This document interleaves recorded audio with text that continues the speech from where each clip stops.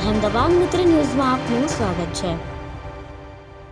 5 વર્ષ પૂર્વે IPL ઉપર સટ્ટો રમાડવાના આરોપ હેઠળ ગિરફતાર થયેલા અને હાલમાં BCAની સ્ટેટ એકેડેમીનો કોચ તુષાર આરોઠેના શહેરના પ્રતાપગંજ ખાતેના નિવાસસ્થાને મધરાત્રે 2 વાગ્યે SOGની ટીમે રેડ કરી રોકડા ₹1.39 કરોડ ભરેલી બેગ કબજે કરી હતી। BCCIની વુમન્સ ક્રિકેટ ટીમના કોચ રહી ચૂકેલા પૂર્વ ક્રિકેટર તુષાર અને શહેરના રેલવે સ્ટેશન પાસેની હોટલમાં રોકાયેલા પુણેના 2 સાગરીતોની SOG દ્વારા અટકાયત કરવામાં આવતા ક્રિકેટ જગતમાં ખળભળાટ મચી ગયો છે।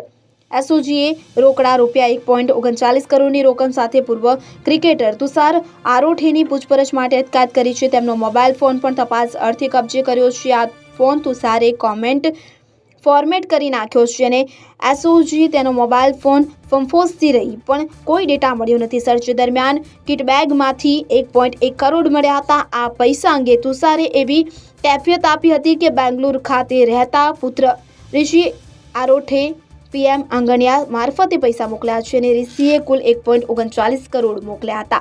આ પૈકીના 38 લાખ શહેરના રેલવે સ્ટેશન પાસેની હોટલમાં રોકાયેલા વિક્રાંત રાજપતવાર તેમજ અમિત છગનરાવ જડિત પાસે છે। પોલીસે રાતોરાત બંનેની ધરપકડ કરી હતી। અહેમદાબાદ મિત્ર ન્યૂઝની YouTube ચેનલને સબસ્ક્રાઇબ કરો અને બેલ આઇકોન જરૂરથી દબાવો, જેથી દરેક મહત્વના વિડીયોની નોટિફિકેશન તમને મળતી રહે।